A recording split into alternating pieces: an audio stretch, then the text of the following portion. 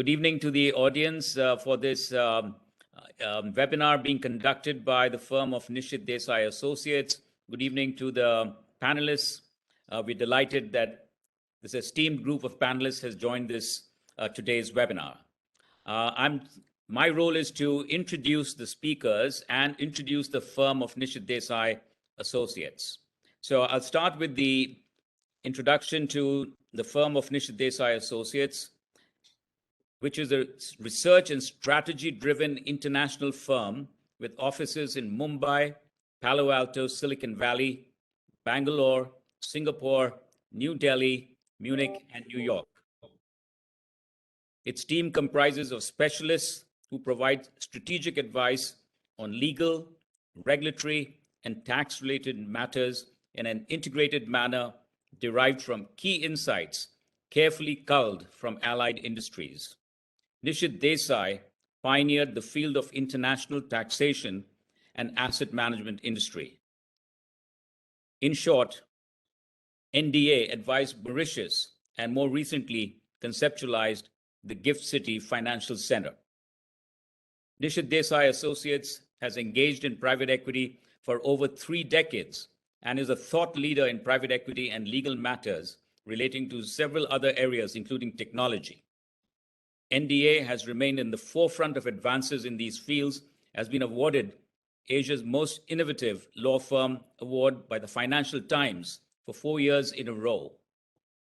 Given NDA's deep involvement in private equity, it provides invaluable insights for the benefit of its clients, the ecosystem, as well as regulators.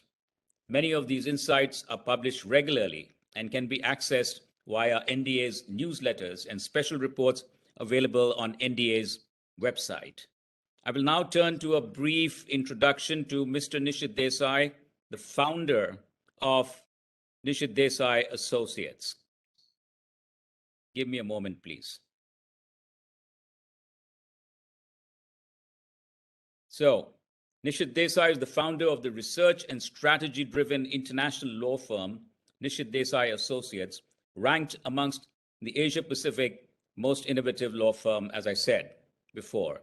Nishith's interests span a wide spectrum of law, society, and ethics.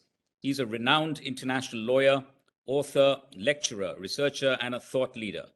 Nishith himself is regarded as the father of international tax in India and as a true pioneer in the field of international tax law. He was also a director on the board of Singapore International Arbitration Center. Soon after India opened its economy to the outside world in 1991, Nishith pioneered the roots of asset management industry in India. He established the first 5 India-focused funds. He played a seminal role in structuring several private equity funds, in addition to structuring several domestic venture capital funds. Nishith has driven the conceptualization and creation of Imaginarium Aligunjan, a state-of-the-art research facility that stands as an ode to blue sky thinking near Mumbai.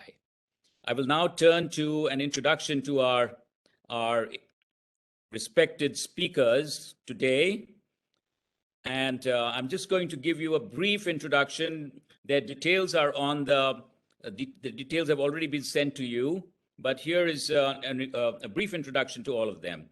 So Pratibha Jain is the Group General Counsel and Head of Corporate Affairs at the Everstone Group. She has previously been the head of the Delhi office and a leader in the funds and regulatory practice at Nishith Desai Associates. She has also worked at Skadden Arps, Slate, Meagher and Flom LLP in Hong Kong and at Goldman Sachs in Mumbai. She has worked on some of the most challenging projects in financial services and regulatory sector globally and India. She sits on various important committees, including FICCI Capital Markets Committee, CII Financial Markets Committee, etc. Shagufa Rashid Khan is the Group General Counsel and Head of Corporate Affairs at NIIF, which is the National Infrastructure and Investment Fund set up by the Government of India. Shagufa has over 2 decades of experience in private equity, acquisitions, joint ventures, and strategic initiatives. In a career span of over 24 years, She was an in-house counsel for 10 years with leading Indian corporate houses. At NIIF, she is the Group General Counsel and Head of Corporate Affairs and is based out of the Mumbai office. Prior to joining NIIF, she has advised large institutional investors on the strategic and platform investments in India. Shagufa was an in-house counsel with IDFC Alternatives, where I think I first met her. He started a law career with Nishith Desai Associates as part of the funds and international practice. And by the way, Shagufa has been the recognized leader under the India's Top 100 Women in Finance 2020. I will now turn to Nandani Patak. She is a leader in the investments funds practice.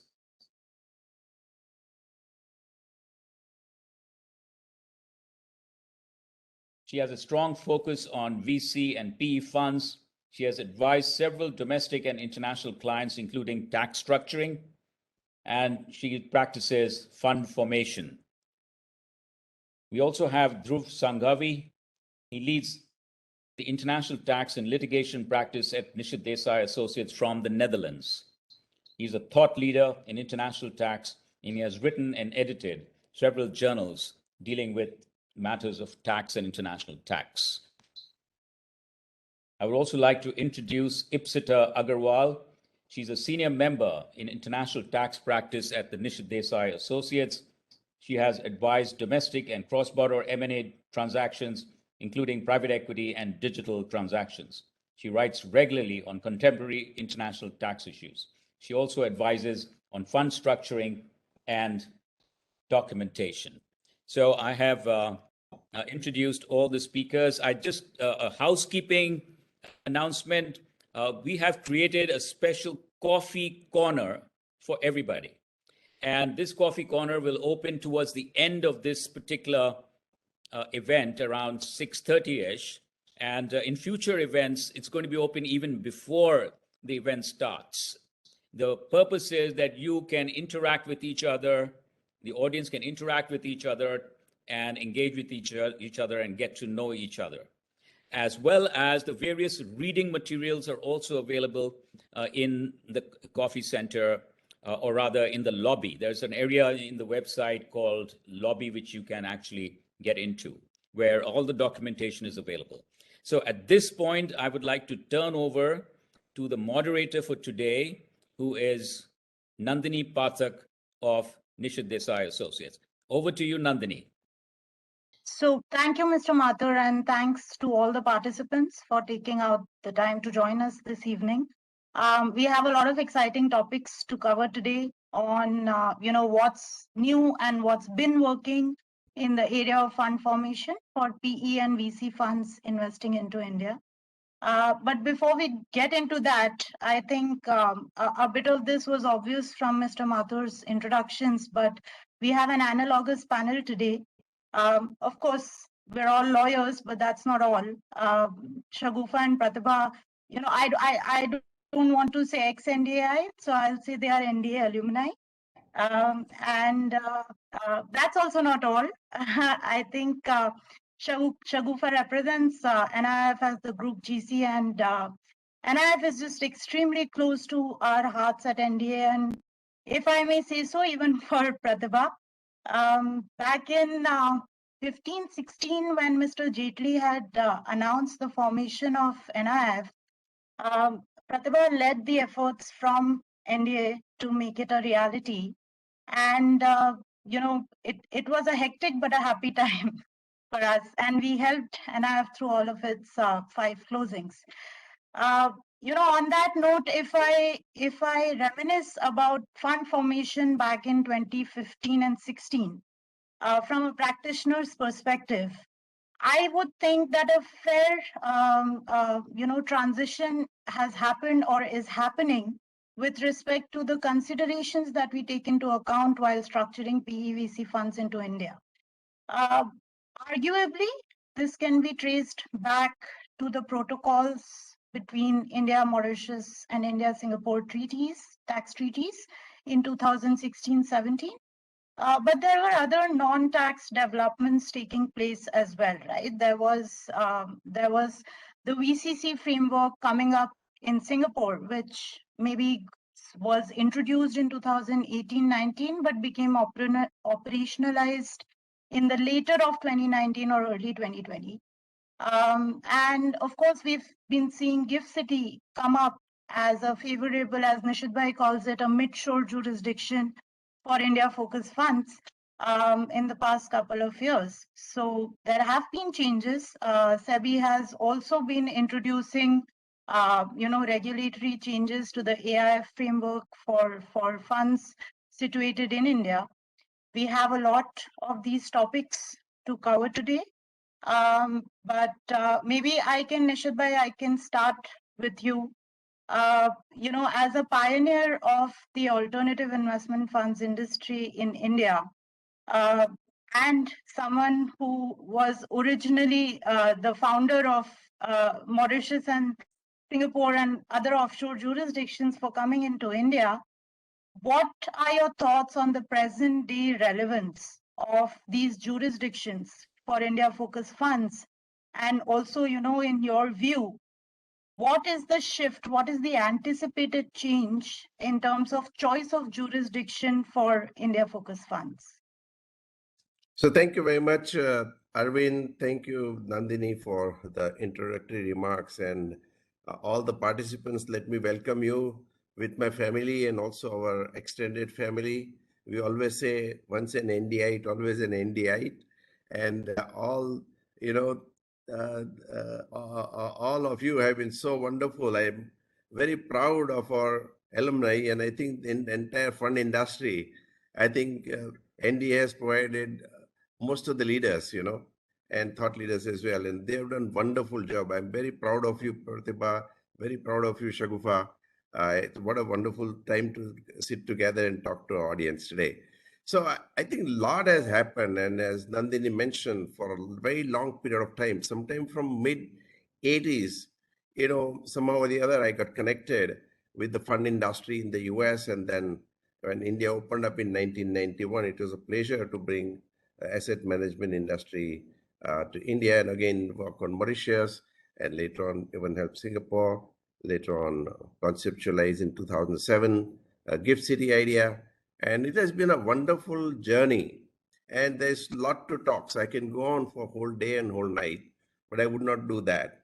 What I want to just point out today is that our whole, let us say, NDA family today would be bringing some kind of development that have taken place and what is happening at the latest, And in all this fund structuring and fund tax matters or fund legal issues and stuff like that, very important part is a strategic part, We need to, it is one thing to just file a form with SEBI and get approval, and that's one piece of it. But more important is understanding the broader strategy, understanding the vision, and bringing that into the fund documentation. I think this is very, very important, I think.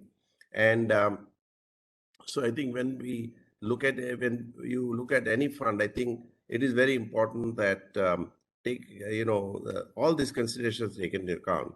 And of course, tax is a very important part of the game, simply because, if it is not structured right, it could result in double taxation of the same income. And that was the reason why Mauritius came up, because the way in which the US-India treaty is written, there are some doubts about capital gains tax credits available in the US for the taxes paid in India. And that was the whole genesis of Mauritius discoveries, if I may say so. Idea was not to avoid tax. People from US do pay tax, but there was a double taxation issue. And even today, that is not fully resolved. And to avoid double taxation, Mauritius came handy. Anyway, that is the history. And since then, I think many jurisdictions have, now Singapore has come up. And more recently, we have seen a lot of interest, and we've been doing on several funds out of Netherlands and now in Gift City.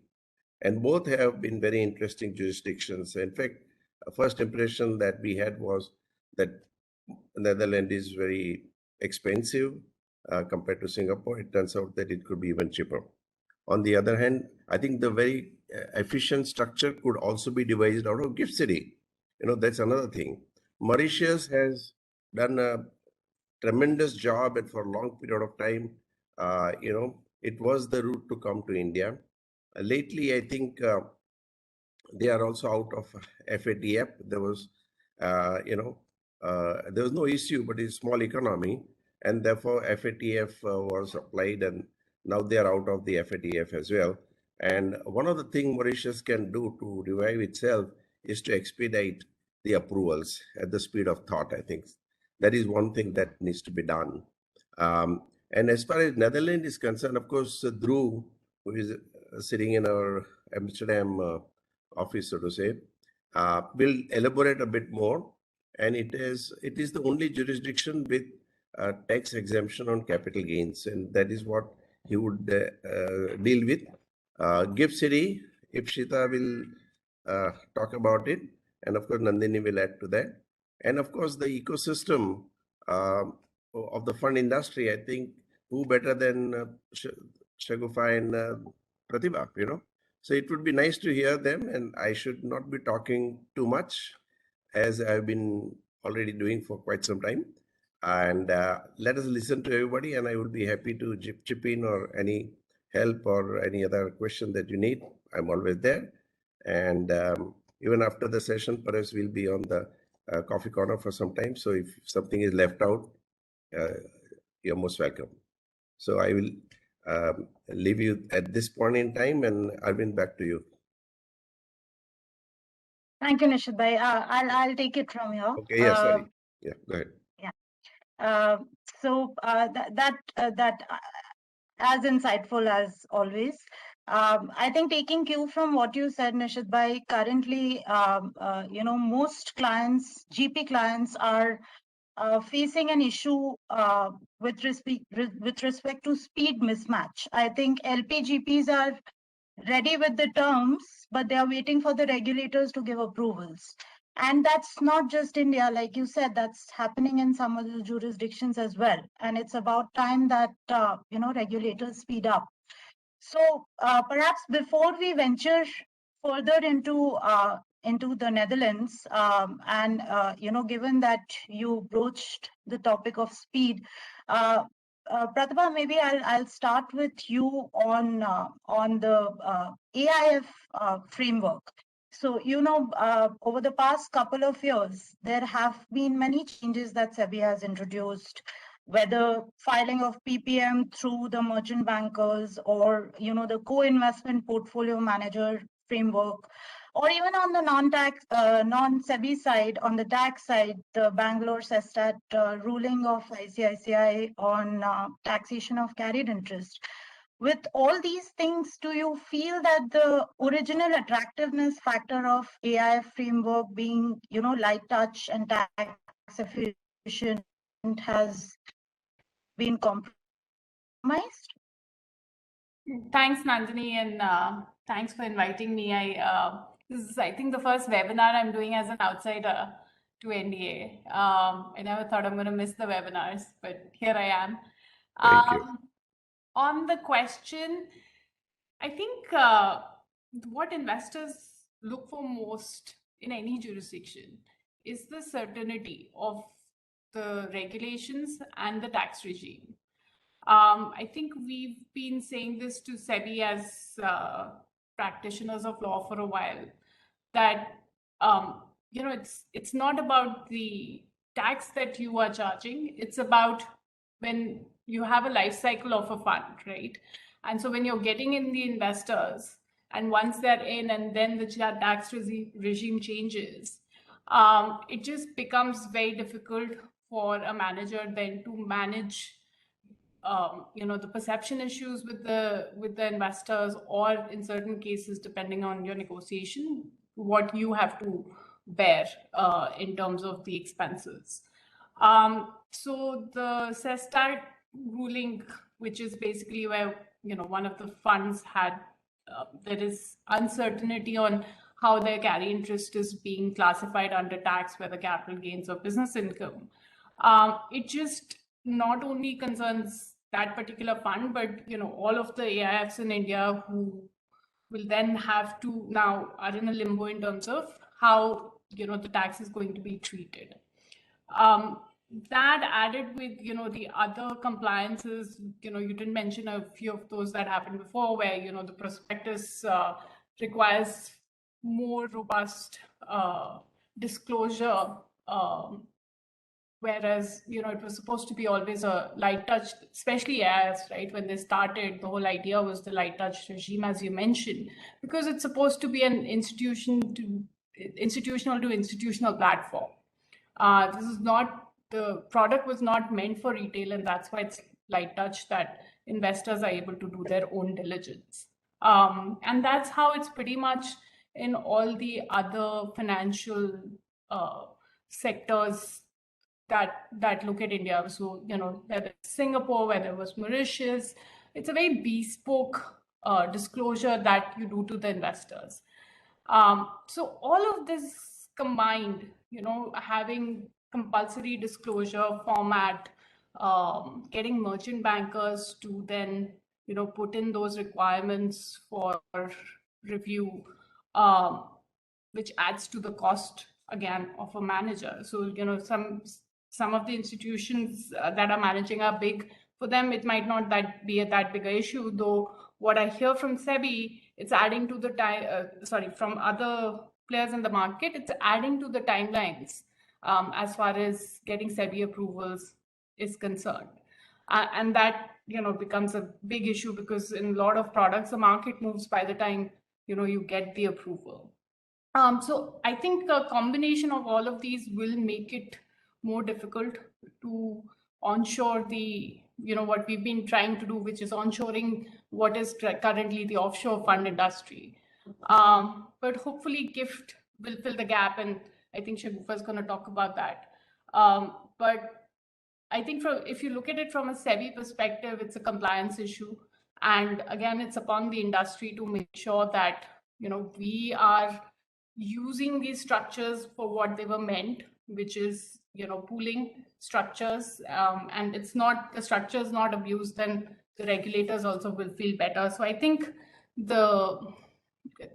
needs to be a middle ground and more dialogue with SEBI to figure out that middle ground. But definitely from a compliance perspective, we would feel much better and be able to do more AIFs if it remained a light touch and more certain regime.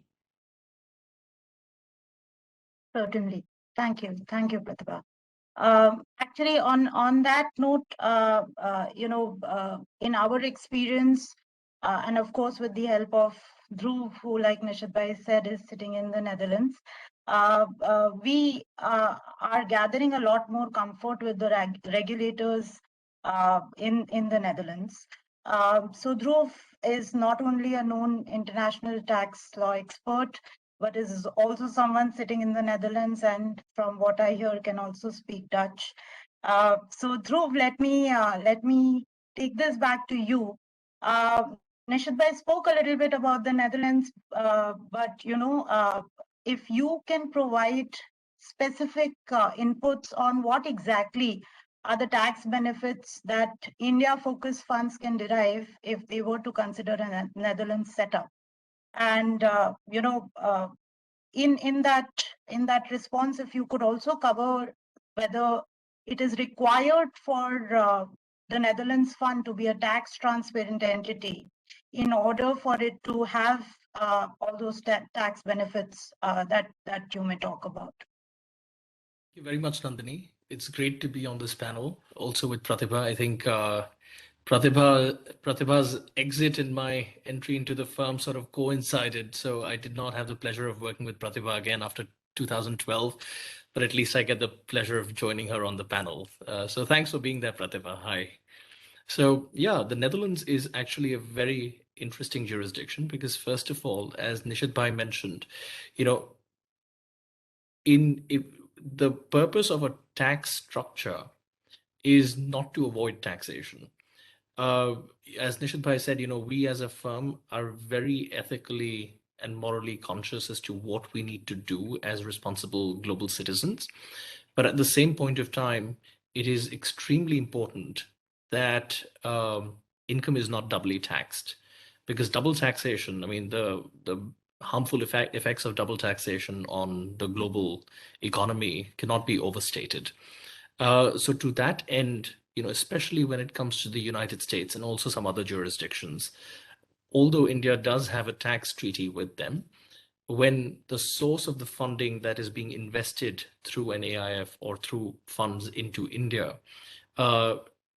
is in a treaty jurisdiction, the treaties don't say anything about where the capital gains that is generally earned are taxable. And what eventually ends up happening is that two jurisdictions end up taxing them fully without there being the availability of a credit for taxes paid in one country against the other. And there is very harmful double taxation. Now, Nishith Bhai was the pioneer who basically invented, if not discovered, the Mauritius route and the Singapore route into India through the use of a tax treaty in a jurisdiction which had a participation exemption, so that the income would be taxed only in one jurisdiction, let's say the United States. Now, the Mauritius Treaty and the Singapore Treaty were the two very useful treaties in this respect. They have been amended for this tax benefit to go away. And they were coterminous. Everyone is aware this happened in 2016. So now the only reliable tax treaty that allows for this benefit is the Netherlands. It is different from the Singapore exemption and the Mauritius exemption insofar as that if a Netherlands fund were to own 10% or more of the equity in an Indian company, and if these shares were sold to an Indian resident, then this is a situation in which India has the right to tax the capital gains. But in all other situations, that means where the shareholding is less than 10%, of the fund's shareholding in the Indian company is less than 10%, and the shares are sold either to an Indian resident or to a non-resident, in that situation, the capital gains remain taxable exclusively in the Netherlands. When the shareholding is more than 10% or 10% or more, and the shares are sold to a non-resident of India, then again, in that case, the capital gains accruing from the transfer of these shares remain taxable exclusively in the Netherlands. Now, in the Netherlands, of course, there is something called as the participation exemption regime, where if there is a substantial shareholding in a company in India in this sort of a situation, then the company already pays corporate income tax in India. And if there is a cascading effect that as soon as also the fund is taxed on these capital gains, and the shareholder in the fund is also taxed, then there is a cascading effect of income taxation. And to avoid that so-called economic double taxation, there is a participation exemption available in the Netherlands, which exempts this particular income from corporate taxation or individual taxation in the Netherlands. So to that effect, you have a situation in which there is no tax on capital gains in India, thanks to the treaty. And thanks to the domestic law of the Netherlands, there is also no effective taxation in the Netherlands. And the only place where the taxation occurs is in the home jurisdiction of the investor. So there is single taxation, but there is no double taxation. And this benefit is only accrued in a structure which involves the Netherlands now. It was a very interesting question that you asked if one needs to have a tax transparent entity in the Netherlands. And this is interesting on two accounts. One is that you are entitled to a tax treaty only if the entity or the fund in the Netherlands is actually a tax opaque entity. Only when it is tax opaque is it considered to be a person that is generally liable to tax in the Netherlands.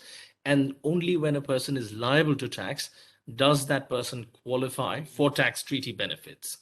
So to this effect, no, it is most advisable not to have a tax transparent entity. Now, this, of course, raises the question, what would be the tax impact in the Netherlands? And that's where the art of structuring comes in, careful structuring, where indeed the treaty benefits accrue in India, and there is also the participation exemption. And further on, when you repatriate the profits from the Netherlands, one must ensure that there is no withholding tax in the Netherlands. Otherwise, the effect can be eroded, of single taxation can be eroded quite substantially. So that involves a variety of choices, and I will not go into the details of it right now, given the paucity of time. But indeed, it's quite important not to have a tax transparent, but rather a tax opaque entity for your fund in the Netherlands. Yeah, so I hope I've answered your questions without taking away too much time. Yes. Actually, Nandani, if I can add one more point, Sure. Because part of my role is also to teach at university international tax law, and structuring, sometimes the use of the term tax structuring has come to assume a slightly a nod of disapproval from a lot of people. Now, having said this, it is important to realize that substance is one of the key aspects in any structure now. So unless we've worked on these structures, unless there is natural organic substance in the Netherlands, it won't work, because the world has changed since 2008. And in any jurisdiction, be it Mauritius or Singapore, it is extremely important to make sure that you adopt a structure and you make it very bespoke for a given client in a way that the substance accrues organically in the Netherlands, rather than it sort of being, a window dress structure. And that is something I have to add, that this is a structure which is essential to have the structure to avoid double taxation. But at the same point of time, one must be very, very mindful of establishing substance. And that I suppose is true not only for the Netherlands, but any other traditional jurisdiction as well. Right. Thanks, Dhruv. I may come back to you on more details on what exactly constitutes substance or adequate substance in the Netherlands, if we have the time for it. But thank you for that. I think coming back to India, or maybe an offshore part of India, if I may.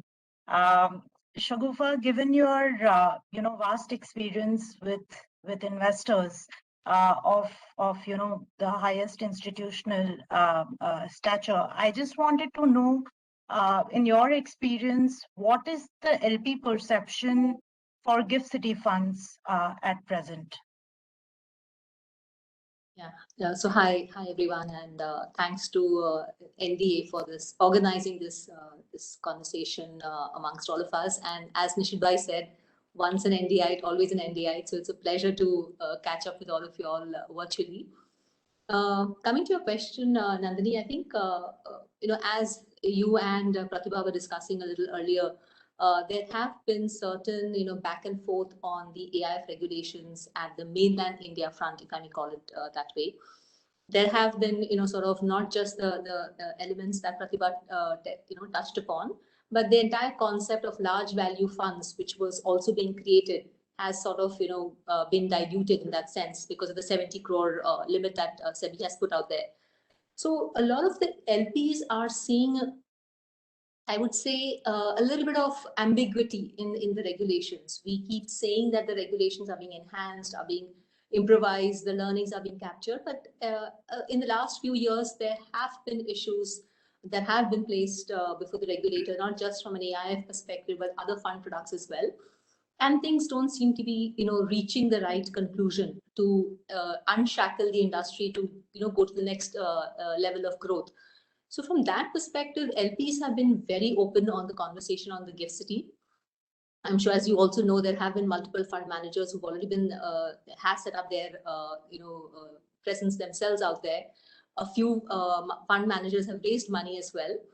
So I think there have been a couple of positives which has led to this sort of a renewed interest in GIFT City. One is, of course, the regulator itself, IFSCA, and its approach comes across very progressive.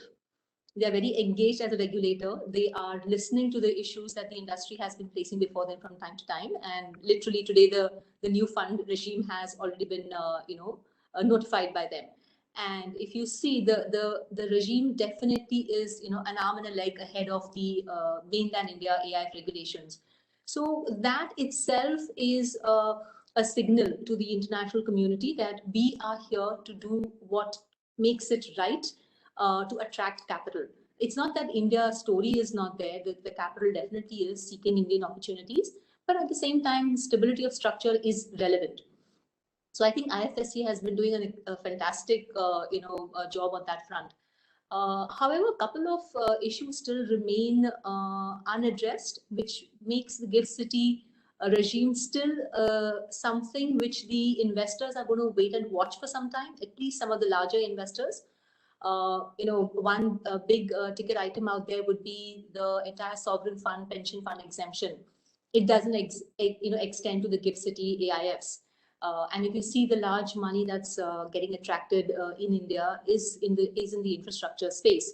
And if such a glaring sort of issue is not addressed soon, it does seem that the larger investors, LPs, will prefer coming into India through the AIF structures as opposed to GIFT City structures. And I think a couple of other things from a GIFT City regime perspective is that there's still lack of clarity on the SPV structures. There, especially being NIIF and other funds like us, infrastructure investments does involve SPV structures. So there is still lack of clarity on how you will address those. How will the taxation issues work out there? And I think the last, though a little less in terms of concern, is the entire enforcement issue. While LPs are comfortable it being part of the Indian sort of legal framework, they have invested in India, they have gotten comfort with the Indian enforcement environment, and the fact that we can rely on foreign awards being enforced. There are still certain hesitations. For example, what do you do if you need to move the courts for an interim relief? Now, in GIFT City, Gujarat High Court, little untested from a fund's exposure perspective. So on enforcement of contracts, especially some back leveraging contracts, all of those issues are yet to be ironed, but I think it's a matter of time. And IFSC itself is already engaged in dialogues on replicating some of the global models by having a set of dedicated legal and enforcement framework. So I do believe GIFT City definitely has taken off. It's a matter of time for us to see how quickly it stabilizes, but it's here to stay. Great, thanks, Shagufa. In fact, yes, just today the fund management regulations of IFSC have been notified, and we do see, of course, we are yet to review in detail, but at a preliminary level, we see that, on some provisions on which NDA had also given a feedback, there have, versus the proposed regulations, we see remarkable differences. And IFSCA as a regulator, going back to the point on speed of regulators, I think that is one regulator in India who has been able to keep up. They are approachable and they are willing to take practical views. And I think that is the need of the industry today. I think alongside the regulatory aspects, it is also important for people to understand what is the tax framework in GIFT City, what are the benefits, and if there is anything else that can be done to promote it even further. So for that, we have our in-house GIFT City expert, Ipsita, who is also a chartered accountant and a tax expert in that. So Ipsita, can you tell us about the tax benefits that are available in the GIFT City, and if there's anything more that can be done or should be done? And though Shagufa covered, almost all of the regulatory aspects, if there's anything else, maybe from a FEMA perspective, that you would like to share with respect to GIFT City, please let us have your thoughts. Sure. Thank you, Nandani. Good evening, everyone. Glad to be part of this extremely honorable panel. I think everyone has made excellent points till now. As far as GIFT City taxation is concerned, the GIFT AIFs are considered to be residents of India, and hence they have been accorded a pass-through status under the Income Tax Act. So all the income is exempt at the level of the AIF itself and is taxable in the hands of the investors. This essentially regime puts a GIFT City AIF from a tax perspective at par with a Mauritius or a Singapore AIF, so to say. In that sense, the taxation of investors remains same, irrespective of whether they come from GIFT City or they choose a Mauritius or a Singapore structure. This issue, this fact that GIFT City AIF is also considered a resident in India also removes a very important issue which India-focused offshore funds have been facing with respect to constitution of a P or a POEM in India, because GIFT City AIFs are considered to be residents. The POEM PE issue and the risk substantially gets mitigated, and this really was a key issue for offshore funds with Indian GPs. From a LP perspective, again, like I said, taxation remains the same. Even from a compliance perspective, LPs don't have to obtain PAN. They don't have to file income tax returns in India, provided appropriate withholding has been done by the GIFT AIFs. So there also they remain at par when they are coming from a Mauritius or a Singapore fund. Coming to the taxation of the manager itself. When we talk about the manager typically will get a management fees from the fund and will earn carry. As far as management fees is concerned, the manager will get a tax holiday for a period of 10 years out of 15 years in GIFT City. So they don't have to pay any income tax, so to say, on the management fees. The management fee that they receive from the GIFT fund is also exempt from GST. So this basically increases the investable corpus at the level of the fund itself, which is a great advantage for many funds. The MAT rate is also reduced, is half of what applies to a domestic entity. It is 9% for a GIFT City unit. Insofar as carry taxation is concerned, like we were discussing, like Pratibha mentioned on the ICICI EcoNet ruling, that has been a major concern and major blow for the fund industry. If we talk about a GIFT City fund and how GIFT City may be beneficial for maybe structuring and for funds in future, since the GIFT City funds have a tax holiday from business income, even if the industry was to pivot in future from a carry characterization perspective and move from a capital gain characterization to a business income characterization, at the level of the GIFT City manager, carry would still remain exempt, at least for a period of 10 years out of the 15 years. So this fact also gives enhanced clarity and enhanced certainty to GIFT City funds, which is, like we were all discussing, that is very important for even GPs and LPs. I think, yes, from tax perspective, these were the advantages. The one key thing which is missing, like Shagufa said, is the exemption for the sovereign wealth funds, which should be extended to even sovereign wealth funds who are investing through GIFT City funds. Currently, it is just limited to domestic AIFs. So that one more exemption, if we get, it will be a significant boost to GIFT City funds. From a regulatory perspective, I would just like to add one small point on the setup. It's in GIFT City, I think a lot of managers, a lot of GPs are showing a lot of interest, even new GPs who are maybe raising funds for the first time, because it's a cheaper jurisdiction. The regulator is so it's very easy to communicate to the regulator, but the FEMA regulations are such that they are sort of acting as a gatekeeper at the level of at the setting up level, because the ODI regulations require some past track record for the managers to be able to remit funds to set up an entity in GIFT City.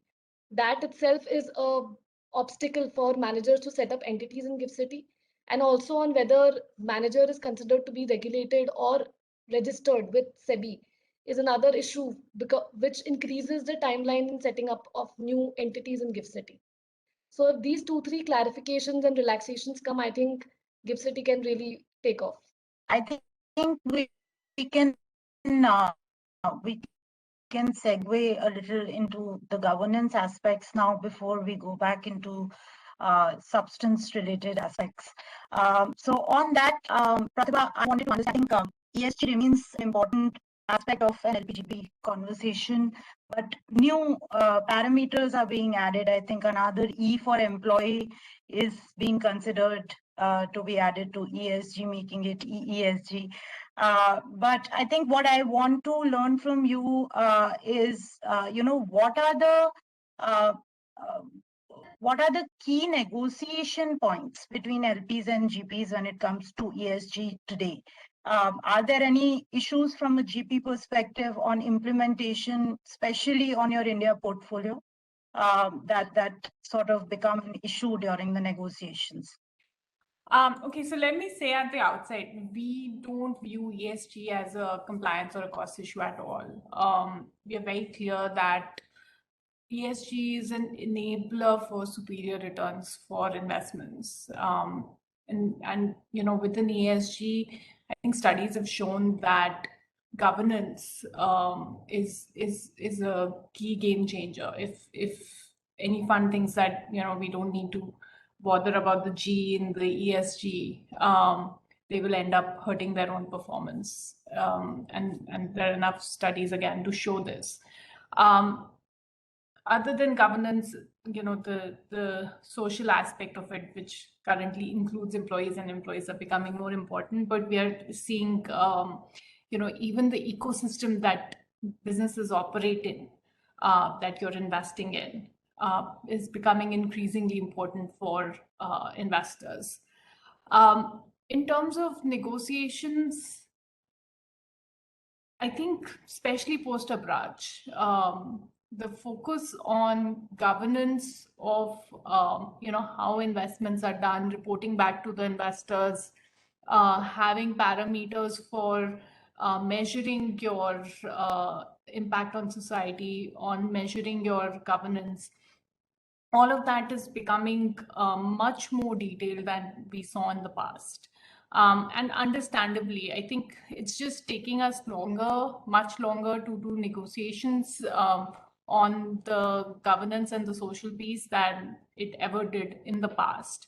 But I think that's also the growing nature of the industry. I think LPs are more conscious of what they are required to report back, sometimes in their own jurisdiction, sometimes to their investors.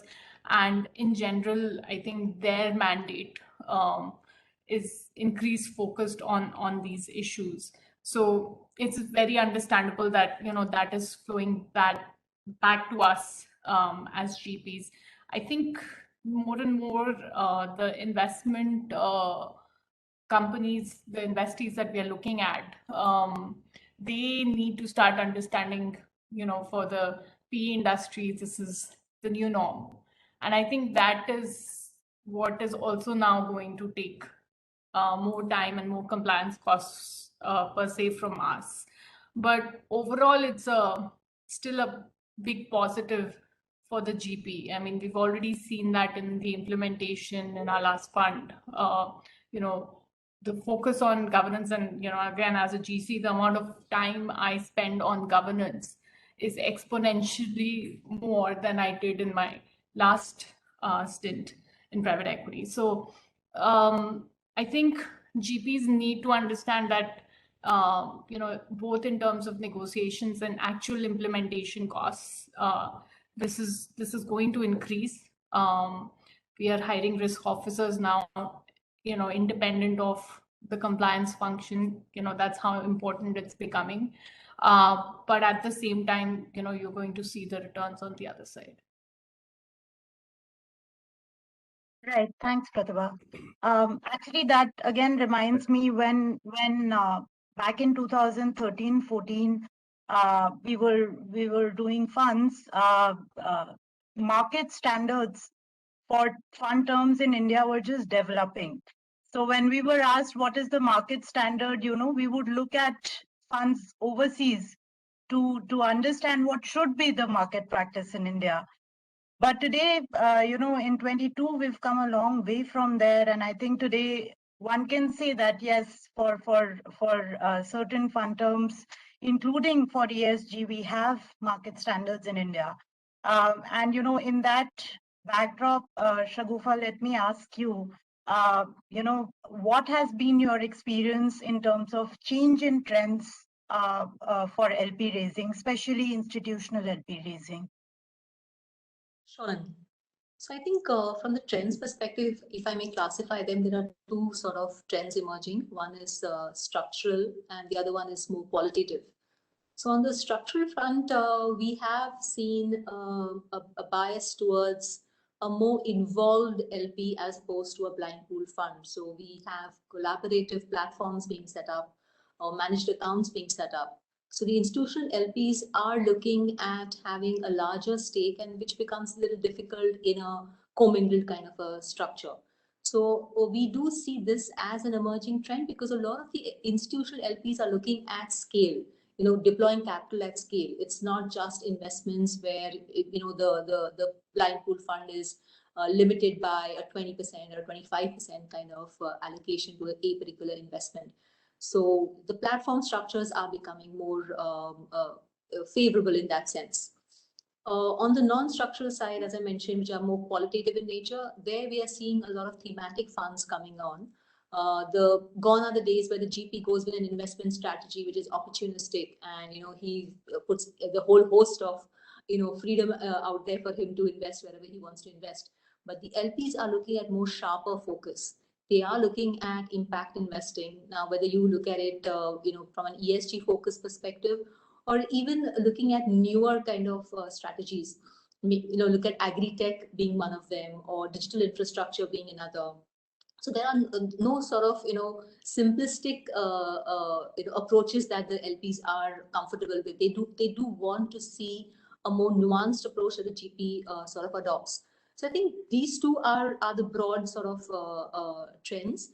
But from a fund product perspective, I think another interesting launch that happened, especially from an NIF perspective, was the fund of fund concept.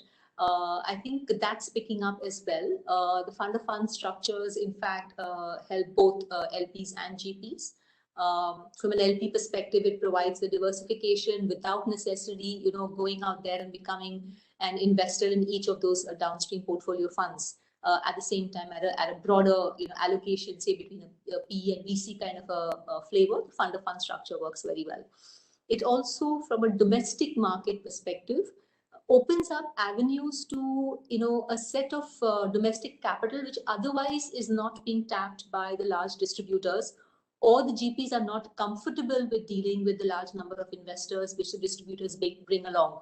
So a fund of fund actually insulates the portfolio fund from that kind of a widespread allocation of HNI investors.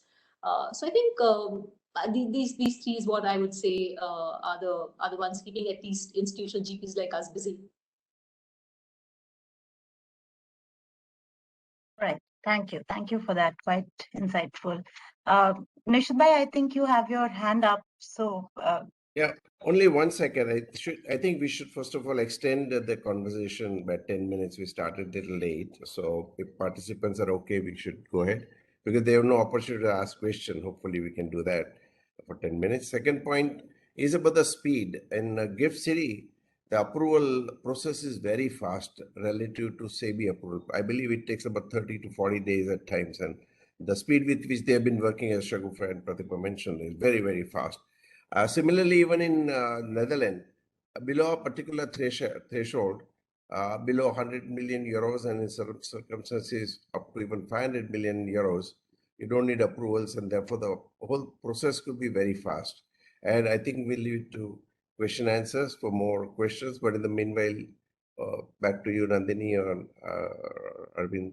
We can go on for a long time. I'm sorry for that delay, but hopefully we should give some chance to the audience to ask questions. Sure. So maybe I just had, a couple of more questions for Dhruv and Ipsita, largely around substance. So Dhruv, maybe you can take up, if we have some time, then, maybe you could talk a little bit about what constitutes substance in the Netherlands. Adequate substance in the Netherlands for a fund, and what kind of challenges in terms of costs should managers be mindful of? Thank you, Nandini. Interesting expression. What kind of challenges? Let me take that one first, because I think that's what I've heard a lot in meetings with clients, etc. Isn't the Netherlands very expensive? And Europe, it's generally very expensive. Well, the contrary is quite true. We've discovered that the Netherlands can in fact be a lot cheaper than Singapore as well. Insofar as what constitutes adequate substance, it's a very interesting question, because there is no one answer fits all approach to that. You have to look at the facts and circumstances of every fund, the size, the operation, the scale, the strategy. That is going to determine what adequate substance is going to be. But if there is significant decision making that is actually occurring in the Netherlands, and you have boots on the ground in the Netherlands, that accounts for a lot of substance. Usually you would need about 3 to 4 employees adequately qualified to be able to take the decisions that they need to do and carry out the functions for which they're adopted. And these are not just administrative functions. These are significant people functions that need to be performed in the Netherlands. That's when you get comfortable with the idea that there is substance in the Netherlands. And at the same point of time, the thumb rule is that you need to have an expenditure about 100,000 euros, and you need to have an office space for a minimum of 24 months. That will be the baseline for substance. Now, when I say it is variable, labor, unlike what most people think about Europe, need not be extremely expensive. In fact, it is a lot cheaper than it is in Singapore. At the same point of time, you don't need to hire 3 to 4 individuals from the get-go. Your number of individuals you're employing in the Netherlands can be commensurate with the amount of work that the fund is doing at a given point in time. So you don't need to employ 4 people to start with. You can start with 1 person, and you can have a pretty dedicated plan, realistic plan about how many people you'll need to hire as and when the fund grows in its activities in the Netherlands. So yeah, I think I've given you a fairly meandering answer, but given the fact that you can't give a very clear answer in this respect, I think yeah, it is very facts and circumstances specific in terms of the adequacy of substance. But as a thumb rule, you could say an office space, a minimum expenditure of 100,000 euros, and about 3 to 4 employees in the Netherlands will result in that. Just if I can add a little bit more insofar as the costs are concerned, the costs also vary depending on the size and the strategy of the fund. So as Nishith Bhai mentioned, there are 2 thresholds that are very important for one to be aware of. You generally, if you are a fund which is not leveraged at all, as in the fund is not borrowing any money, then in that circumstances, you can raise up to 500 million euros or the equivalent in dollars and be sub-threshold. And then you do not have to comply with the AIF manager's directive under European law. If you are a leveraged fund, then in that particular case, the threshold is 100 million euros. So if you're sub 100 million euro fund, then in that situation, you would be considered sub-threshold if you are raising less than. In that, even if you are raising, even if you are a leveraged fund. So these are 2 thresholds that one needs to be aware of, and it is slightly more expensive to have a fund in the Netherlands when you cross these thresholds, because in that case you need to appoint usually a third-party AIF manager under the directive, when they have several functions, and I don't think I have the time to go into what these functions are. But even if you take these into account, the Netherlands is a reasonably inexpensive jurisdiction, actually, and a lot less expensive than Singapore tends to be. I think Nishith Bhai has raised his hand. No, very quickly, as far as substance is concerned, what we typically do is to, based on the plan that you have over a period of time, you go for advanced ruling on substance to the tax authorities, and you may want to say a word on 2. So that's what is the starting point often we do, so that, once you are on the runway, you don't find all these issues. So we settle that issue upfront, and so the substance issue could be taken care of, or risk can be managed to that extent. Am I right? Right. Thank you. Thank you for that, Dhruv and Nishith. Sorry, Dhruv, you were on mute. No, I was just saying, indeed, there is a ruling policy in the Netherlands. That is insofar as the tax treatment of the fund, depending on, of course, the choice of entity that one has in the Netherlands. It would be advisable to have a tax ruling from the Dutch authorities. But then, of course, when we are structuring a fund, we're not only dealing with the Dutch tax authorities, but also the Indian tax authorities. So indeed, we have to look at it from both points of view. Unfortunately, in India, Advanced Ruling Authority has been disbanded for under the Indian Income Tax Act. So the advanced ruling that Nishith Bhai is talking about is the Dutch aspect. But a lot more work, in fact, has to be done to make sure that the substance is also requirements are also met from an India perspective. And these are very careful considerations that need to be taken into account. Thank you, Dhruv. Thank you, Nishith Bhai. I think it's already 6:36. So do we have, should we open it up to Q&A? Mr. Mathur? Yes, please. Sorry, I think Nishith Bhai, you want to say something. By mistake, You're and by mistake, I keep on raising hands. So, forcing by Okay. Yeah, there are a few questions. There are a few questions in the chat box. They're kind of Right, technical. right. I can. I think, Should I? yeah, I think Dhruv already answered the one on substance in Netherlands. And I think a couple of them are regarding Gift City. Ipsita, maybe I'll just read it out in case. So there's one from Raj on how receptive will IFSCA be about approving a crypto-focused fund in the Gift City, essentially a CIS or AIF focused fund in Gift City. Investing in cryptocurrencies through domestic crypto exchanges. So I think maybe you can talk about, our experience in this regard and the sandbox framework in the Gift City. Yeah. So the FME regulations don't currently permit investments in crypto-focused funds.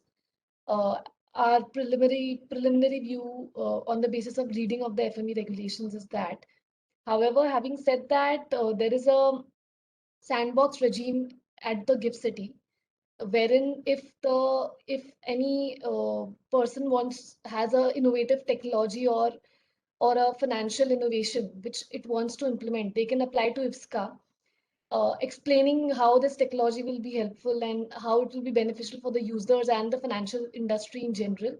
IFSCA will review the application and then it may consider giving approval for setting up of such funds. We have in fact worked with one of a real estate fund for similar matter. So yeah, not exactly investing in cryptocurrencies, but we have had experience with the IFSCA sandbox regime in the past. Thank you. Thank you, Ipsita. Sorry, I think Shagufa had to leave as she had another engagement. So she's apologized for that. I think there's another question on whether the new rule for registered. Sorry. I think there's a lag, Ipsita. If you can read the question, then go ahead. Okay, there's another question on whether the new rule for registered fund management entities have been announced. Yes, the new regulations have been announced just few hours back, and yeah, we are yet to see on what details are there, but it seems to be good so far. Yeah, I think it was notified on the 19th of April in the Gazette. So it's available online. We'll be happy to send you a copy if you can drop us an email. I think, Ipsita, the question we reserved for you has been asked by a participant on what the substance requirements are for fund management entities under the new regulations in the GIFT City. Yeah, sure. So the FME regs talk about the substance requirements. This was one of the key tax issues also. We have multiple times recommended to GIFT City authorities to come out with these substance requirements. Essentially, the substance requirements will depend on the type of scheme the FME is launching. If it is a authorized FME, if the FME is an authorized FME, the FME has to designate one principal officer who will be responsible for the overall activities of the FME. In addition to this principal officer may also be in GIFT City. If it is a registered FME for non-retail schemes, the FME has to appoint a compliance officer in addition to the principal officer. And in case of retail-based FMEs, the FME has to appoint another officer who will be responsible for the fund management activities. So basically, if the registered FME is for non-retail schemes, then there is a requirement to appoint 2 people. However, the only activity which has to be done from GIFT City is that the FME regulations say that the person who is responsible for initiation of the proposal on portfolio composition, that person has to be based out in GIFT City. There were a few other onerous conditions which were there in the draft regulations, but the IFSCA has done away with those conditions in these new regulations. So this is a welcome move. Having said that, it is still exactly not clear what does the regulations mean when they say from based out of GIFT City. Do they mean that is it sufficient for the person to be employed with the GIFT manager, or the person has to be physically be present in GIFT City? That bit of clarity is still remaining, but apart from that, the conditions have been substantially watered down.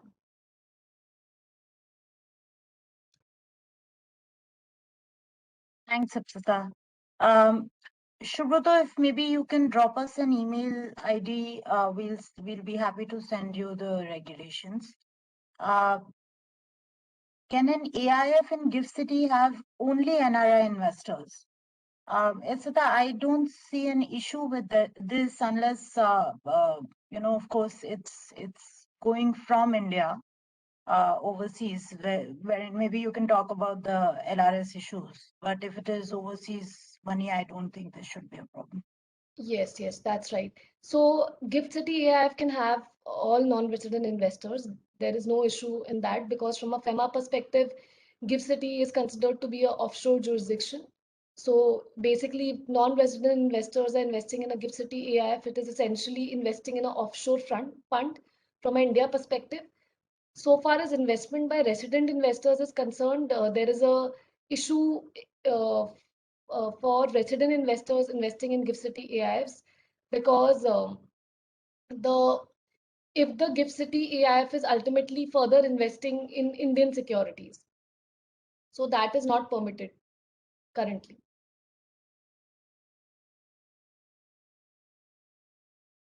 Nandani, hope that clarifies.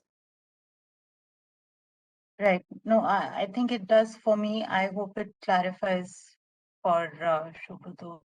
I think that's all the questions. If there are any other questions, then please feel free to write to us. Nishith bhai, would you like to give some concluding remarks? I think Pratibha also has to leave in a minute.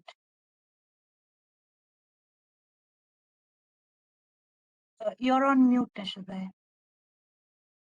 I have no further comment. I think Arvind can give closing remarks, and people can converge into coffee center. It's been wonderful. Each one of you have, in a very short period of time, told a lot. So thank you so much. So thank you, Pratibha, once again. And thank you, Dhruv, Ipsita, Nandini, wonderful job.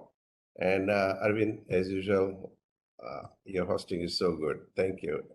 Most welcome, sir. I'd just like to thank first and foremost our guest, Pratibha Jain. She's just a wonderful, wonderful person. And thank you for your cooperation, Pratibha.